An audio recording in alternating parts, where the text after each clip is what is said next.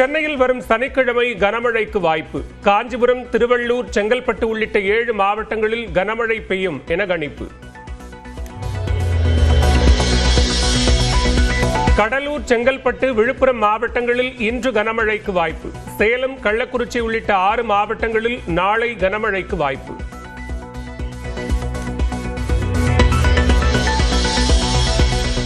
RSS நூற்றாண்டுக்கு அஞ்சல் தலை நாணயத்தை பிரதமரே வெளியிடும் அவல நிலை என முதலமைச்சர் மு க ஸ்டாலின் விமர்சனம். இந்தியாவை மீட்க காந்தி பிறந்த நாளில் உறுதிமொழி ஏற்போம் என்றும் வேண்டுகோள்.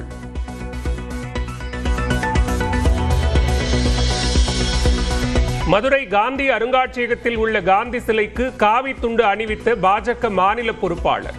அருங்காட்சியக நிர்வாகிகள் விசாரணை.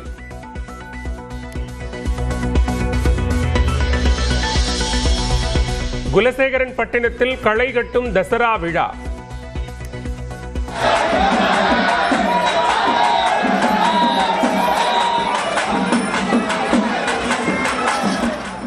இன்று நள்ளிரவு நடைபெறுகிறது சூரசம்ஹாரம்.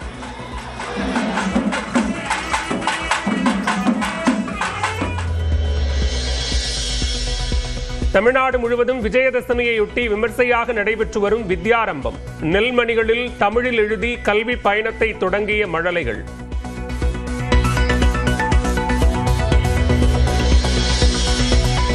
திருப்பதி ஏழுமலையான் கோயிலில் சக்கரத்தாழ்வார் தீர்த்தவாரி. இன்று மாலையுடன் நிறைவடைகிறது வருடாந்திர பிரம்மோற்சவம்.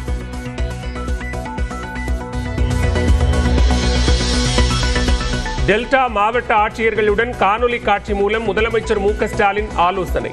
நெல் கொள்முதல், சேமிப்பு கிடங்குகள் குறித்து கேட்டறிந்தார்.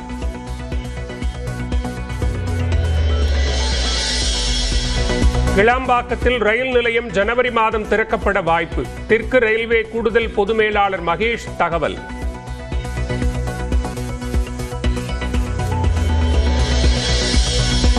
விடுமுறை தினம் என்பதால் கொடைக்கானலில் அலைமோதும் சுற்றுலா பயணிகள். போக்குவரத்து நெரிசலால் 5 கிலோமீட்டர் தூரத்திற்கு ஊர்ந்தபடி சென்ற வாகனங்கள்.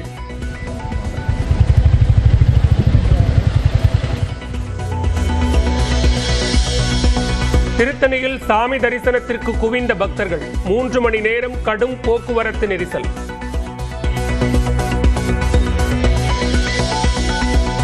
தொடர் விடுமுறையால் திருவண்ணாமலையிலும் பக்தர்கள் கூட்டம். நீண்ட வரிசையில் 3 மணி நேரம் காத்திருந்து தரிசனம். கரூர் கூட்ட நெரிசல் தொடர்பாக விஜய் மீது வழக்கு பதிவு செய்யாதது ஏன் என திருமாவளவன் கேள்வி.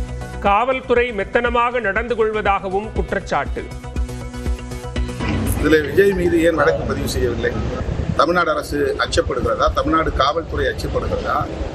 அல்லது வலுத்தவர்கள் மீது வழக்கு போடுவதில்லை, இளைத்தவர்கள் மீதுதான் வழக்கு போடுவது என்கிற நடைமுறையை கையாளுகிறதா?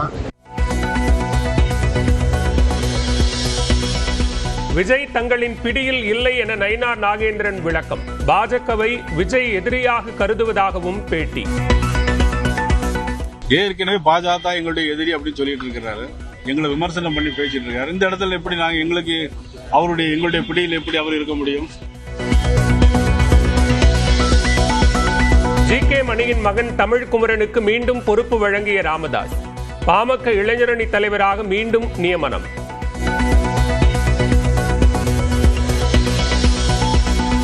உலக அளவில் இதுவரை யாரிடமும் இல்லாத அளவுக்கு சொத்துக்களுடன் எலான் மஸ்க்.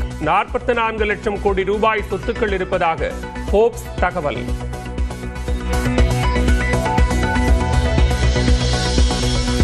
இந்தியாவிற்கு எதிரான முதல் டெஸ்டில் 122 ரன்களுக்கு ஆல் அவுட் ஆன மேற்கிந்திய தீவுகள். 4 விக்கெட்டுகள் வீழ்த்தி அசத்திய சிராஜ்.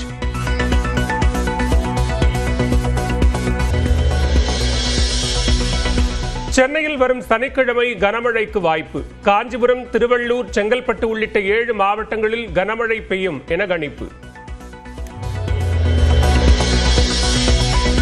கடலூர், செங்கல்பட்டு, விழுப்புரம் மாவட்டங்களில் இன்று கனமழைக்கு வாய்ப்பு. சேலம், கள்ளக்குறிச்சி உள்ளிட்ட 6 மாவட்டங்களில் நாளை கனமழைக்கு வாய்ப்பு.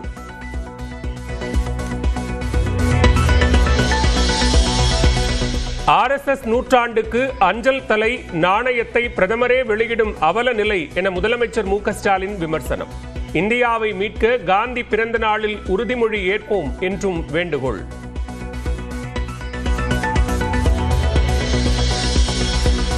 மதுரை காந்தி அருங்காட்சியகத்தில் உள்ள காந்தி சிலைக்கு காவி துண்டு அணிவித்த பாஜக மாநில பொறுப்பாளர். அருங்காட்சியக நிர்வாகிகள் விசாரணை.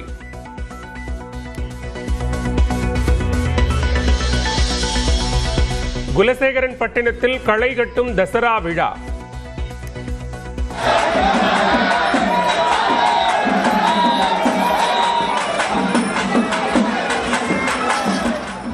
இன்று நள்ளிரவு நடைபெறுகிறது சூரசம்ஹாரம்.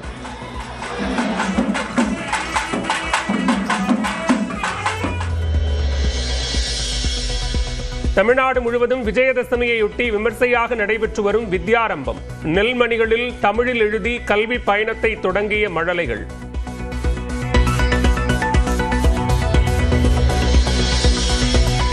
திருப்பதி ஏழுமலையான் கோயிலில் சக்கரத்தாழ்வார் தீர்த்தவாரி. இன்று மாலையுடன் நிறைவடைகிறது வருடாந்திர பிரம்மோற்சவம்.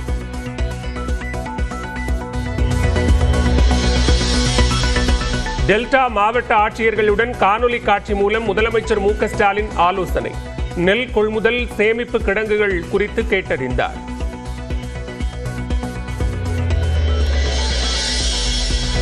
கிளாம்பாக்கத்தில் ரயில் நிலையம் ஜனவரி மாதம் திறக்கப்பட வாய்ப்பு. தெற்கு ரயில்வே கூடுதல் பொது மேலாளர் மகேஷ் தகவல்.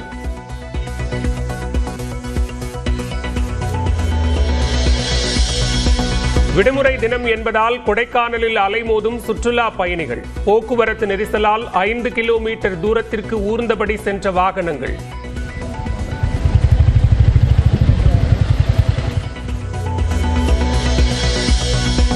திருத்தணியில் சாமி தரிசனத்திற்கு குவிந்த பக்தர்கள். 3 மணி நேரம் கடும் போக்குவரத்து நெரிசல்.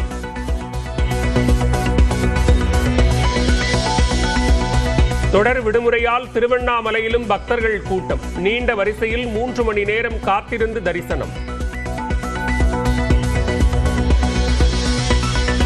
கரூர் கூட்ட நெரிசல் தொடர்பாக விஜய் மீது வழக்கு பதிவு செய்யாதது ஏன் என திருமாவளவன் கேள்வி. காவல்துறை மெத்தனமாக நடந்து கொள்வதாகவும் குற்றச்சாட்டு. இதில் விஜய் மீது ஏன் வழக்கு பதிவு செய்யவில்லை?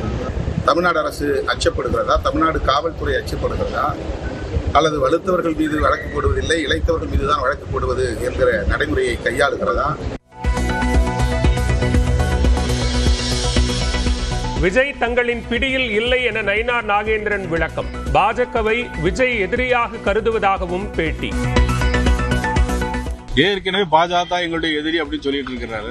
எங்களை விமர்சனம் பண்ணி பேசிட்டு இருக்காரு. இந்த இடத்துல எப்படி நாங்க எங்களுடைய பிடியில் எப்படி அவர் இருக்க முடியும்?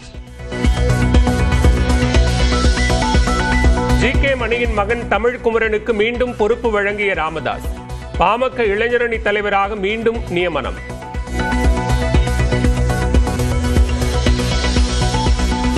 உலக அளவில் இதுவரை யாரிடமும் இல்லாத அளவுக்கு சொத்துக்களுடன் எலான் மஸ்க். 44 லட்சம் கோடி ரூபாய் சொத்துக்கள் இருப்பதாக ஃபோர்ப்ஸ் தகவல்.